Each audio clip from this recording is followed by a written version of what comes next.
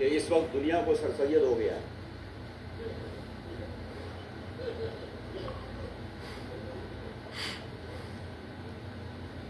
اس وقت جو ہے دنیا کو سر سید ہو گیا ہے، کیونکہ سر سید کے ہی 200 سالہ تقریبات کا اہتمام ہے کہ ان کے 200 سال ہو گئے ہیں.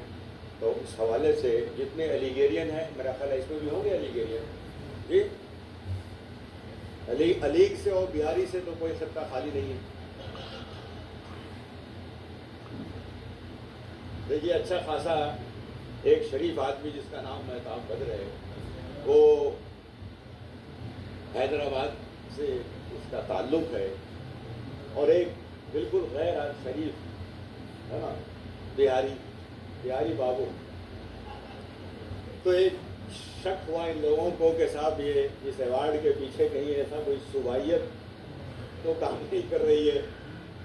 تو وہ صحیح بھی تھا سوچنا، لیکن ایسا اندازہ ہو گیا گفتگو سے جب آپ نے بتایا کہ صاحب مہتاب قدر صاحب تو شریف آدمی نکلے، جس کو ایوارڈ دیا جا رہا ہے. یہ ذرا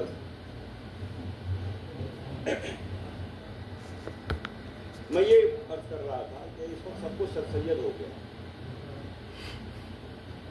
ڈنر کھاتے ہیں علی کے لوگ، سال میں ایک بار ڈنر ہوتا ہے، اور بڑی بڑی تقاریر ہوتی ہیں، بڑے بڑے کروڑوں روپے یہ سال خرچ کر دیے جاتے ہیں ایک شب میں سر سید ڈنر کے نام پہ.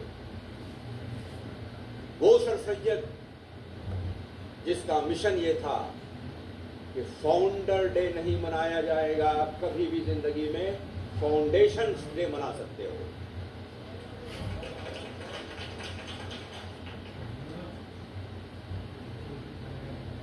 اس وقت ہم لوگ فاؤنڈر ڈے ہی بنانا چاہتے ہیں. فاؤنڈر ڈے بن جائے تو میں رہوں، نتیجے میں ہم پیچھے چھوٹ گئے.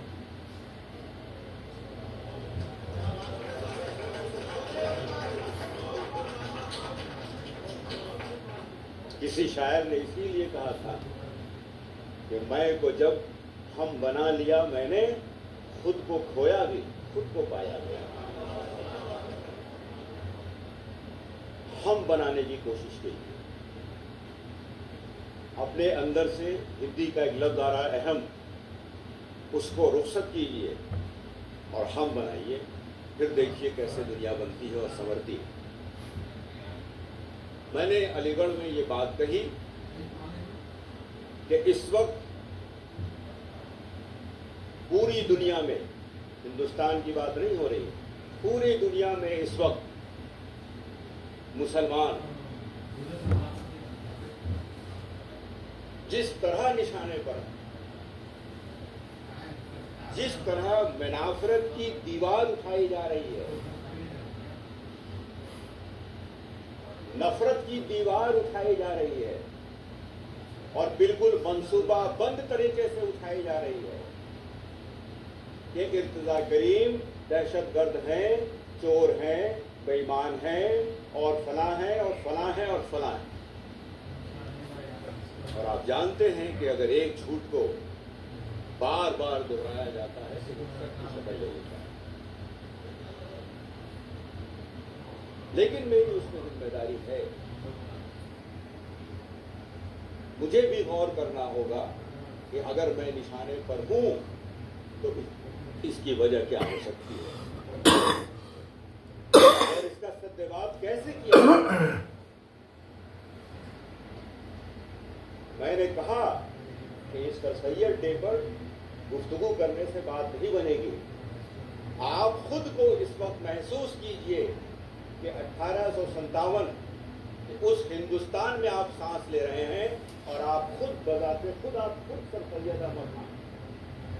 ہر آدمی جو یہاں بیٹھا ہوا ہے یہ اپنے آپ کو سر سید احمد خان محسوس کرے، اور پھر فیصلہ لے کہ ایک ایسے وقت میں جب قوم پر ایسا برا وقت آ پڑا ہو، ایسے وقت میں سر سید بن کے میں کیا فیصلہ لیتا ہوں.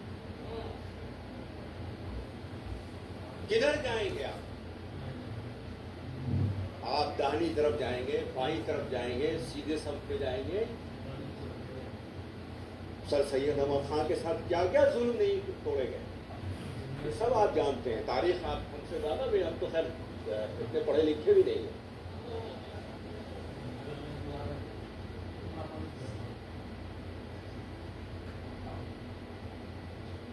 लेकिन उस जमाने में जब अंग्रेजों के दिल में ये बात बिठा दी जा रही थी और मुस्तकिल कही जा रही थी कि ये मुसलमान इस तरह के हैं, और अंग्रेजों के साथ एक दूरी बढ़ रही थी, मुनाफरत बढ़ रही थी, एक तफावत का दबदबाना था, दूरी बढ़ रही थी। एक ऐसे वक्त में सर सैयद अहमद खान ने कौन सा काम किया? सबसे पहले उन्होंने उस मुनाफरत की दीवार तोड़ने की कोशिश की कि इसको तोड़िए। बार बार अपने रुखा की मुखालफत बर्दाश्त करते हुए, अपने दोस्तों की मुखालफत को बर्दाश्त करते हुए, अपने कौम के हवाले से जो कुछ उन्होंने तान तशनी सुना उसको सुनते हुए उन्होंने बार बार अंग्रेजों के साथ महफिलें की, मजलिसें की। तो कहने लगे साहब आपने जो बात कही है तो बिल्कुल एकदम आप बिल्कुल सही है। अब जो मैं कर नहीं ऐसा कुछ नहीं है, लेकिन ऐसे अचानक जो बात आई है तो कहीं कहीं से इसलिए लग रहे हैं कि जब ये यहाँ से निजामत फरमा रहे हैं तो कहीं तो बिल्कुल डूब जाती है आवाज़ इनकी, और कहीं अपना मुहासबा नहीं है। अपना मुहासबा भी तो करो भाई, कि है कुछ तुम्हारे पास?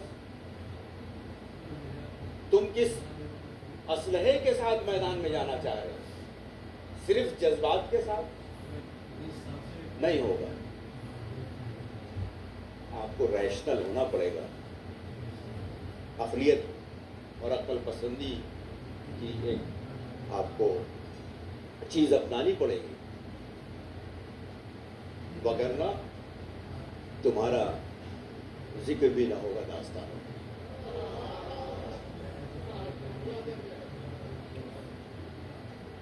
बहुत जब मैं कभी सोचता हूँ तो मेरी समझ में बात नहीं आती, इतना सफोकेशन है एरिया का।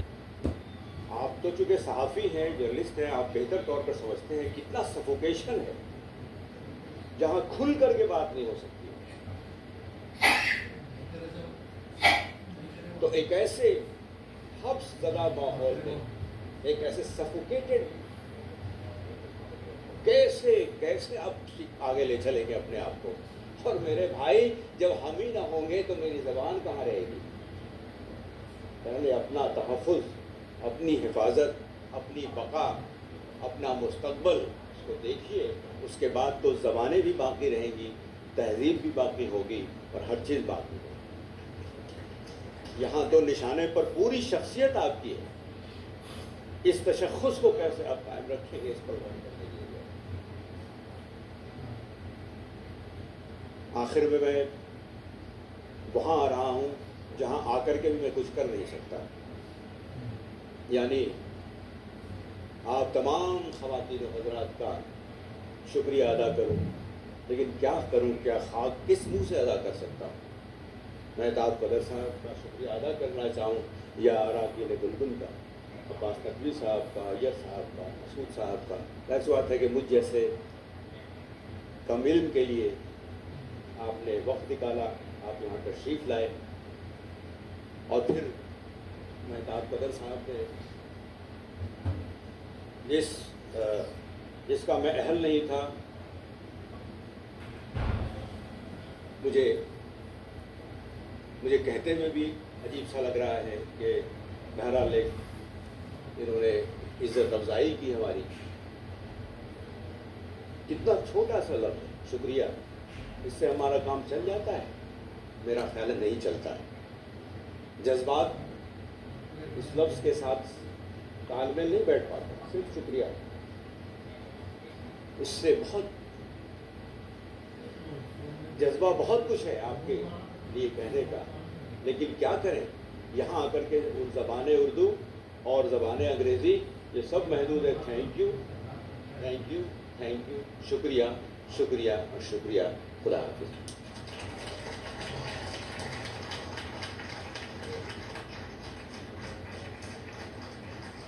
بےحد ممنون ہیں پروفیسر ارتضیٰ کریم صاحب کے. اب حاضرین عشائیہ کا انتظام ہوا ہے تو میں اس پہلے مرحلے کو یہاں ختم کرتے ہوئے انشاءاللہ